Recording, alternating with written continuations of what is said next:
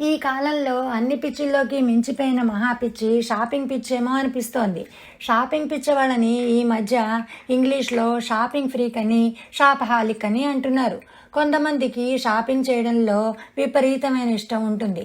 దాంతో వాళ్ళు అస్తమాను బజార్ల చుట్టూ తిరుగుతూ కావలసినవే కాకుండా అనవసరమైనవి, అక్కర్లేనివి, బాగున్నాయనో, చౌకగా వస్తున్నాయనో, ఒకటి కొంటే ఇంకోటి ఫ్రీగా ఇస్తున్నారనో కొని ఇల్లంతా నింపుతూ ఉంటారు. ఆఖరికి ఇది వాళ్ళకి ఒక వ్యసనంలాగా తయారయ్యి దాన్ని అదుపులో పెట్టుకోలేని పరిస్థితికి వస్తూ ఉంటారు. షాపింగ్కి వెళ్ళి కొత్త వస్తువులు కొనుక్కోవడంలో ఏదో ఆనందం ఉంటుంది. అందులోనూ షాపుల్లో వస్తువులు కూడా పూర్వం పచారీ దుకాణాలలోనూ, అంగళ్ళల్లోనూ, కొట్లలోనూ లాగా కాకుండా అందంగా అమర్చి కంటికి ఇంపుగా పెట్టేస్తున్నారు. అంచేత ఒక వస్తువు కోసం వెళ్ళి 4 వస్తువులు కొనుక్కొస్తూ ఉంటారు. షాపులకు వెళ్ళి కావలసినవే కొనుక్కురావడానికి కొంచెం నిగ్రహం కావాల్సి వస్తుంది. కొంతమంది మనసు బాగుండనప్పుడో లేదా వాళ్లకున్న ఒంటరితనాన్ని, డిప్రెషన్ నుంచో తప్పించుకోవడానికి షాపింగ్ చేస్తూ ఉంటారట. అప్పుడప్పుడు స్నేహితులు కలిసి సరదాగా కాలక్షేపానికంటూ షాపింగ్కి వెళ్ళొస్తూ ఉంటారు. ఇలా ఇదొక వ్యాపకం అయిపోయింది.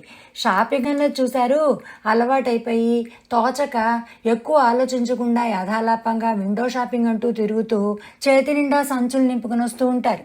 ఇప్పుడు ఆన్లైన్ షాపింగ్ వచ్చాక ఇంట్లో కూర్చుని ఇష్టం వచ్చినట్టు అతి సులువుగా ఆర్డర్లు పెట్టేస్తున్నారు. షాపింగ్ పిచ్చి ఎంత వెరిగా పెరిగిపోయిందంటే ఈ మధ్య విన్నాను, అతిగా అవసరానికి తాహతికి మించి ఖర్చు పెట్టేసి అప్పుల పాలై ఇంట్లో మనస్పర్ధలతో దెబ్బలాడుకుని దంపతులు విడిపోయేదాకా వస్తున్నారట. అన్ని వ్యసనాల్లాగానే దీనికి కూడా కౌన్సిలింగ్కి వెళ్ళే పరిస్థితిని తెచ్చుకుంటున్నారు. నాతో పనిచేసే ఒక అమ్మాయి లంచ్ బ్రేక్లో మా ఆఫీసు పక్కనే ఉన్న మాల్కి వెళ్ళి 4 రకాల డ్రెస్సులు పెద్ద చిన్న సైజుల్లో అన్ని రంగుల్లోనూ కొనుక్కొచ్చేసేది. వేసుకుని చూసుకోవడానికి టైం లేక ఇంటికి వెళ్ళి అవి ట్రై చేసి నచ్చిని ఉంచుకుని కానీ పట్టుకొచ్చి రిటర్న్ ఇచ్చేసేది.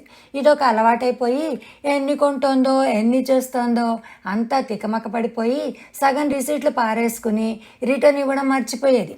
ఆ వస్తువులన్నీ క్లాజెట్లోనూ, కారు ట్రంక్లోనూ, గరాజుల్లోనూ, ఇక్కడ అక్కడ బ్యాగుల్లో ఉండిపోయేవి.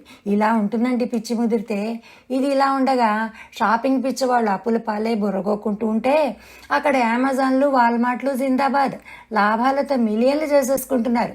ఈ పిచ్చి వాళ్ళని పిచ్చిలోనే ఉంచడానికి, ఇంకొంచెం పిచ్చి పెంచడానికి పన్నాగాలు పన్నుతున్నట్టు కూడాను. ఈ షాపుల వాళ్ళని నమ్మకూడదండోయ్. ఇంకా పైగా అమెజాన్ బాబు అమేజింగ్గా డబ్బులు చేసేసుకుని శ్వేతగృహంలో మన పెద్ద ఆయన పక్కన చక్కగా నవ్వుతూ ఫోటోలు తీసేసుకుంటున్నాడు. ఆఖరికి ఇప్పుడు కొంతమంది ఇందులోంచి మేలుకొని మానవవ్రతంలాగా షాపింగ్ నిషేధ వ్రతం లాంటిది చేయాలని ఆలోచనలో ఉన్నారు.